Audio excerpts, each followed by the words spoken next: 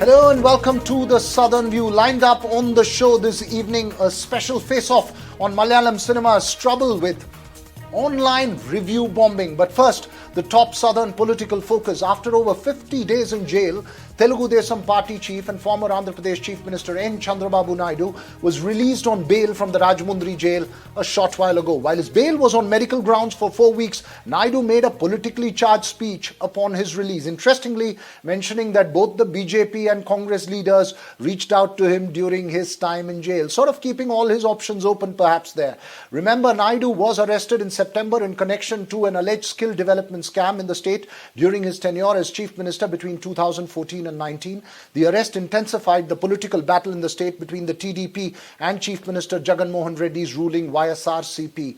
Naidu's wife has embarked on a statewide yatra to meet TDP supporters. So what's next for the Telugu Desam Party? Joining me now, Ram Mohan Naidu, Kinjarapu Lok Sabha MP of the Telugu Desam Party. Also with us, Uma Sudhir, my colleague from Hyderabad. First to you, Mr. Ram Mohan Naidu. Over the last 50 days, I know it's an emotional moment for the TDP to watch Mr. Naidu walk out of jail. But over the last 50 days, is there clarity on which way the TDP is going to progress as far as political alliances are concerned, given that you seem to be walking a lonely road for the last 50 days? First of all, Viragav, thank you for bringing me onto the discussion. And it has been a very joyous moment for us. What we have been waiting for 53 days. We have been waiting for him to come out, and it has finally happened. And he's on his way to Vijayawada right now from Rajahmundry, and we are trying to follow him on that travel. And like you said, we are not traveling a lone path right now. We are with the people of Andhra Pradesh. So we are traveling with the people of Andhra Pradesh right now. And what will come ahead is going to be decided by our chief Chandrababu Naidu. Now that he's out, we can meet him. He's going to be there in the political discussions. He's going to decide on how the future is going to be laid out. We are very excited for the moments ahead, especially right now. We are very, very joyous on the release of him from the Rajahmundry jail. All right, we believe that he is heading to Hyderabad for rest for a few days. But the TDP has withdrawn its candidates and decision to contest in Telangana. What do we make of that? Is that something of a political indication, or is that abdicating space in that state and focusing all your resources on Andhra Pradesh? Well, I think it's the second one. Like you said, we wanted to focus all our energies on the state of Andhra Pradesh, as this is a more important state for us right now, and we are into a more tougher battle in the state of Andhra Pradesh. So definitely we want to focus our energies here.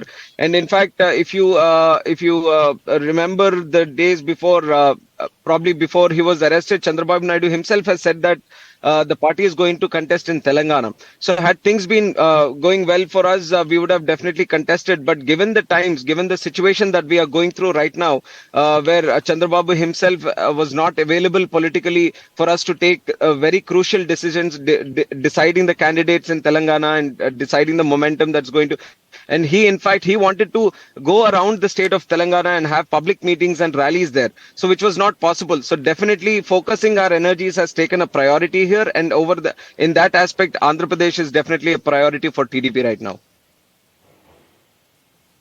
Okay, stay with us, Mr. Ram Mohan Naidu. Let me get Uma Sudhir, who tracks Telangana and Andhra Pradesh very closely as well. Uma, what do you see the spin-off of the TDP's decision to withdraw from Telangana be? I mean, who's going to benefit?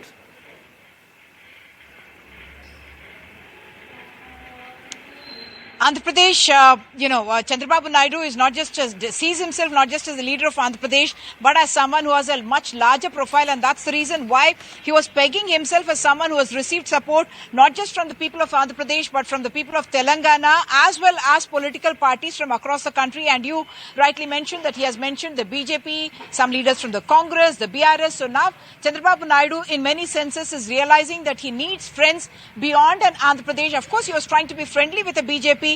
That did not work out, but Janasena reaching out was a source of great morale for them.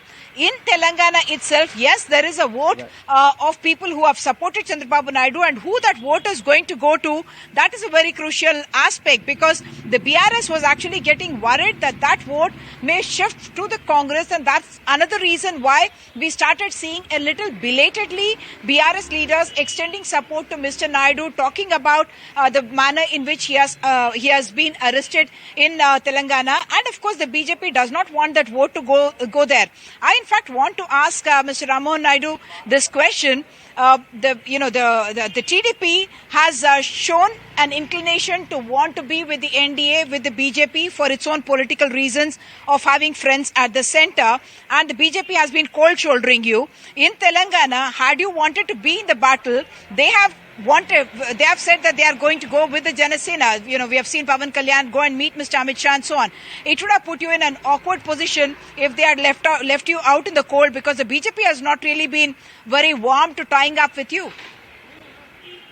No, I don't think, let me answer this straight by saying that I don't think we are trying to incline towards the BJP or the NDA at this point of time. We are focusing our energies on in Andhra Pradesh, and we are quite clear on who the battle is against. It is against the YSR Congress Party and Jagan Mohan Reddy, and we have constantly communicated and put our statement forward saying that whoever is coming together to fight against the YSR Congress Party or Jagan Mohan Reddy, we are ready to go ahead with them. And at this point of time, Janasena has come forward. It's not a decision where we are saying that, oh, please come and join us. It was Janasena who has come forward and said that it is the time where all the like-minded parties have come together. And I would cross-question the question that you've asked. Just one other question, Mr. Naidu. I must ask you this,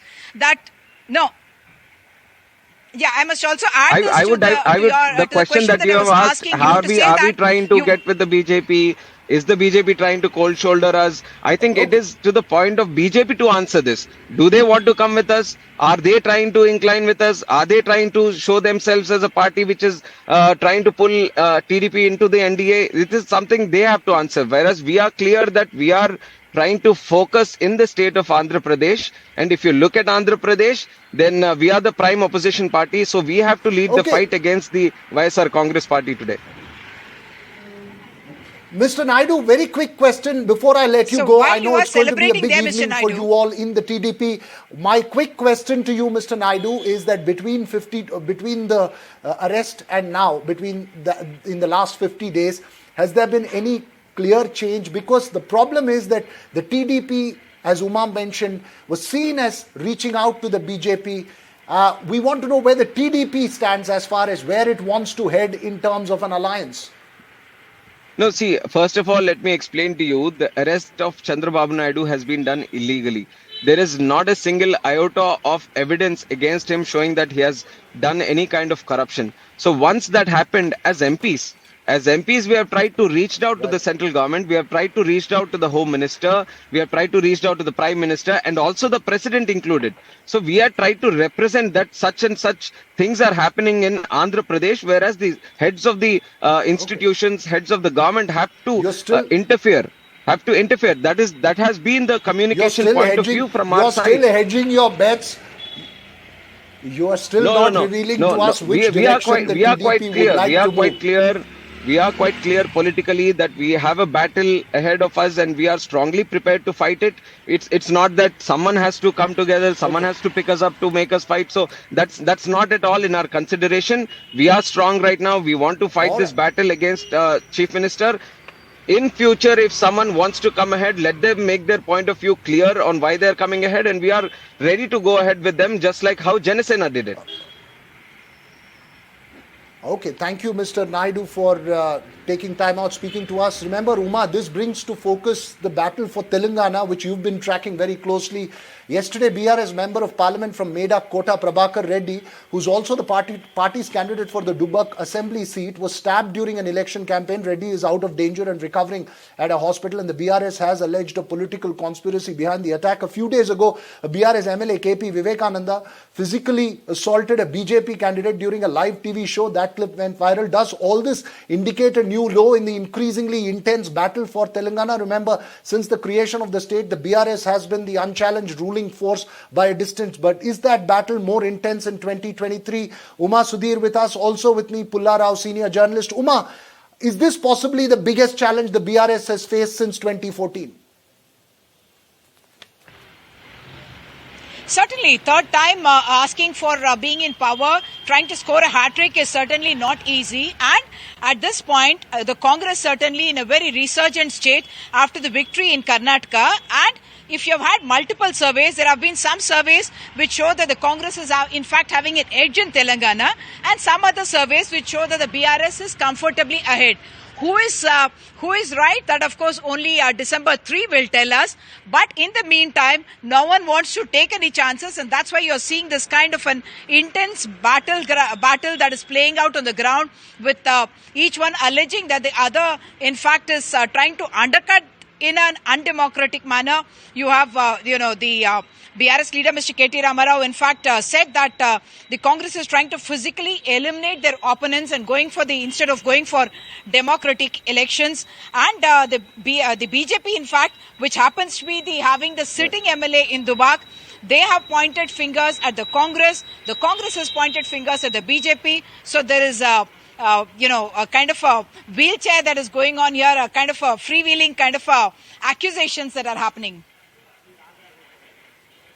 Right. Mr. Pullarao, your assessment of what's happening on the ground in Telangana, given that there seems to be a shot in the arm for the Congress with the kind of alliance with fringe groups that it's being able to create. What do you think of the TDP's decision to pull out of Telangana? First of all, I think the TDP did a very wise thing. There was so much confusion. Their leader was in jail. There was uncertainty. To go here, contest some seats against the BJP, against the Jan Sena, and if the result is not good, it would be a very big setback. I think they did a very wise thing. Retreat sometimes is the best solution, and they did it. There are no excuses. And don't forget it. Now, Telangana is a much smaller state. It is a small state, smaller than Kerala, little bigger than Punjab. And there is intense political rivalry. Many smaller parties are also making their foray. Earlier, this was a largely two-party state. In Andhra Pradesh, Telangana was a part of Telugu Desam and Congress, and MIM had a small pocket in the city. Now there is so many other parties. The BJP is the third force. MIM is there. There's other smaller parties, individuals like Rajshekhar Reddy's daughter. They're all making. So there's intense competition. And the prize is very big. You need only 59 MLAs. I walk off with Hyderabad city. And, Umaji is a very experienced person. She'll tell you, it's one of the richest states in India. Getting hold of Hyderabad and Telangana means the whole world. It's not getting hold of Jharkhand or Punjab or other places. So the competition is very keen. And I don't know how far they're going to go, but violence in elections is a kind of new thing in Telangana. I hope it is just an offhand incident and it's not going to take up like this, because Telangana never saw this kind of violence. There's a lot of social comfort with each other, and we don't know where this is going to go now. Okay, this is an important point that you make there. Thank you, Mr. Pullarao. Thank you, Uma, as well. We'll keep a close track of the developments in Telangana as it heads into elections on the 30th of November.